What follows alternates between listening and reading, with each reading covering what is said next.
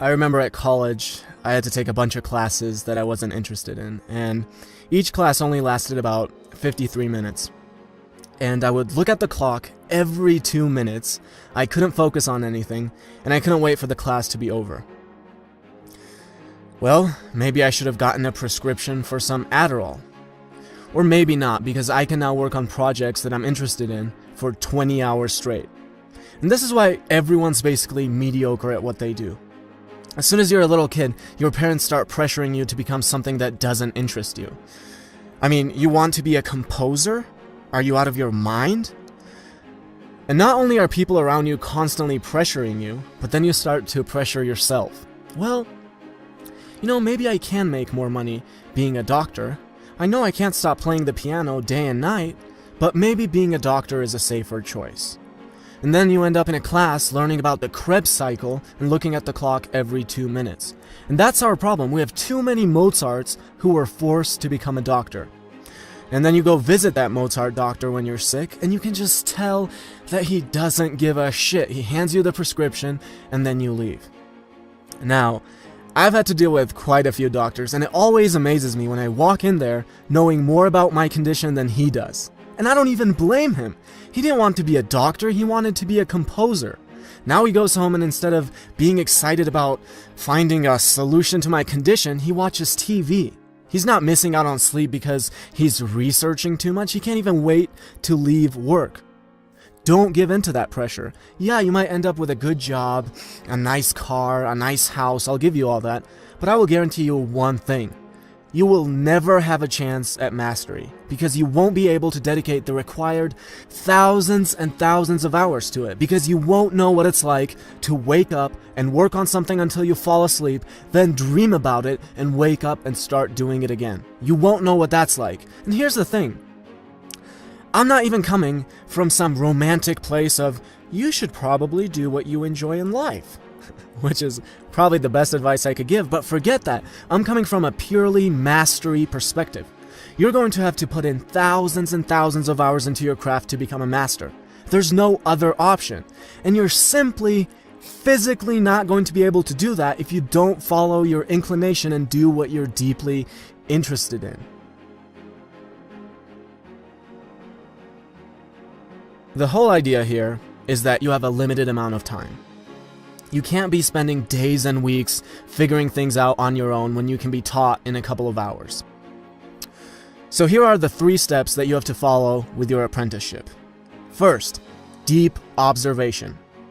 You walk in there, you're not making the mistake of asserting yourself like everyone else. You don't try to show everyone how talented you are. You don't try to invent things. This is a time to observe everything. How does the system work? What are the people who are successful in my niche doing? Now, not 100% of what you observe and learn is going to be right or optimal in any apprenticeship or from any mentor, but that doesn't matter. This is not your time to tell people how you've researched things on your own and have found more effective ways of doing things. Second, skills acquisition. This is where you start putting in your 10,000 hours that everyone talks about. If you're a writer, you're writing all day. You're racking up those hours. And finally, once you have completed that and you're ready, you take everything you've learned, you take that foundation and skill, and put your own uniqueness on it and create something great. This would be a good time to start implementing that thing that you researched that might make you more efficient. So that's the model, and I see people ignoring it all the time. Don't ignore it. The foundation is very similar for everything. You don't want to be the person learning how to do the foundation all on his own. People ask me all the time, how do I start a business? Well, let's say it's an online business. Follow the 3 steps. Take the successful ones you want to be like. What are they doing? Oh, look at that. Their website looks like this. They give a lot of value for free. I wonder why a bunch of capitalist pigs would do that. Well, but look at that. They also have a product. Let me take a look at how they try to sell it to you. You do your deep observation. Now you've learned how the system works. It's time for you to put in your hours to create your website, create your product, start doing your marketing. Now again, let's say you're doing everything on a platform like WordPress. You can either watch a guy explain the foundation of WordPress to you in a couple of hours, or you can learn on your own for weeks. By the way, this is the beautiful thing about the time that we live in as well. You don't even have to know people for them to be your mentor. And finally, you're not just creating a copy of someone else's business. That was just the foundation. Now you put your own uniqueness on the website. You create a product that's better. You take the general ideas of marketing but do it better. And that is how you end up with a successful business. I love the fact that this is included as one of the keys. Every mastery book talks about the importance of things like practice, which is crucial, but so is social intelligence. You'll be messing up all the other keys without it. Let's take a look at them. Following your inclination. You have controlling parents, and instead of appeasing them and making them feel important and telling them how you can't wait to be whatever they're forcing you to be, you start conflict. They kick you out of the house, you haven't developed your skills yet, so now you're working at McDonald's instead of being fed by mommy at home while you develop your skills. Same thing with apprenticeship, trying to walk in there and show people how hardworking and talented you are. You think it's great, they're really going to appreciate you now. Except for, that's not what they're thinking at all. You don't understand that you should never appear too perfect, and eventually they've had enough of you and get rid of you. Same thing with mentors. First of all, good luck getting a good mentor without social intelligence, but let's assume that you somehow did. You start to share with him all the great ideas you have. You want him to be really impressed by you, but you don't know that you should never outshine your master, so you get him insecure and he gets rid of you. I see this all the time. Otherwise intelligent people who are also willing to put in all the hard work, getting thrown off the path to mastery, and all because they don't cultivate any social intelligence. If you had read Carnegie's How to Win Friends and Influence People, and Greene's The 48 Laws of Power, you wouldn't have made any of those mistakes. So let's talk about 3 types of minds. The original mind, the conventional mind, and the dimensional mind. Here's the original mind. Let's say you have a little kid who wants to be a teacher when he grows up, and you ask him, "Hey kid, what school do you want to teach at?" You might get a crazy answer like, "I'm going to teach the entire world." And you're like, "Oh, that's really sweet." That's the original mind. It's crazy. It's creative. Then you have the conventional mind. And this would be one of my old PhD professors at college. If you asked one of them, "Hey, where would you like to teach?" you might get an answer like, "Well, of course, it would have to be Harvard." That's the best thing his mind can come up with, a class of 15 students at Harvard. Now, this professor might have put in thousands of hours into economics, might know all the facts about everything, but his mind has lost all of its elasticity. He can't think of anything crazy anymore. He can't think of anything creative anymore.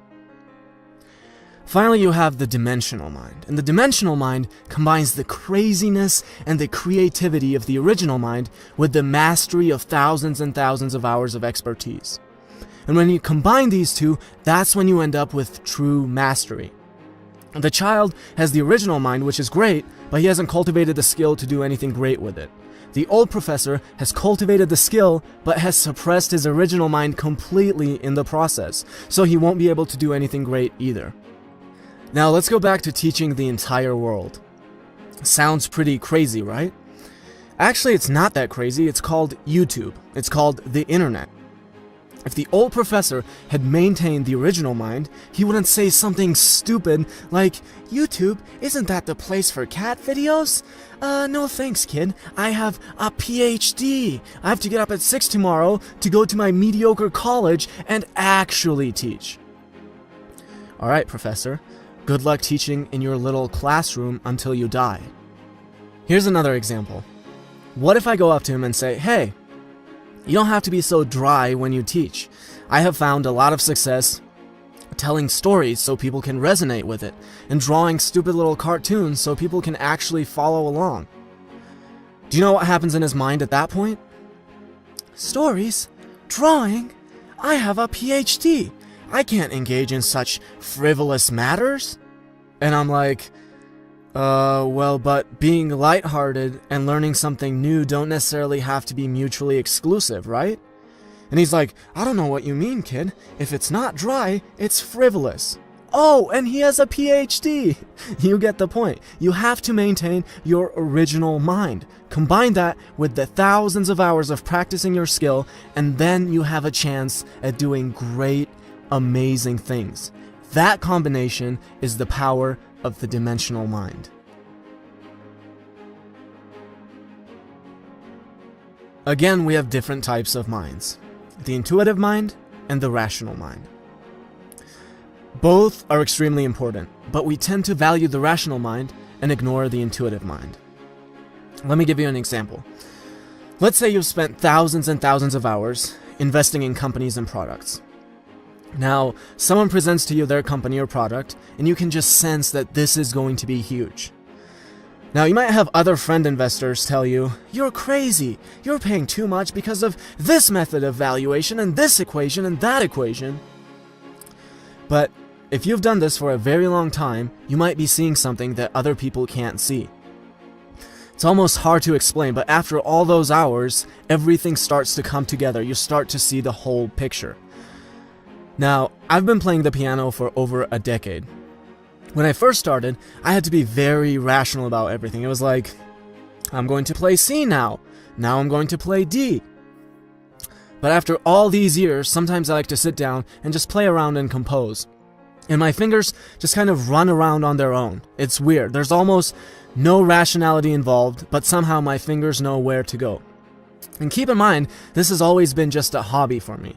To think about what goes on in a person's head who's played for years and years, focusing on becoming a master, is kind of scary for me to even think about. Now, there's nothing supernatural here. In fact, you can use the rational mind to explain, in retrospect, why Facebook might have been a great investment, or why some chord goes well with some key. But the intuitive mind has a huge advantage over the rational mind in circumstances like this. Masters accomplish great things because they can combine the intuitive with the rational.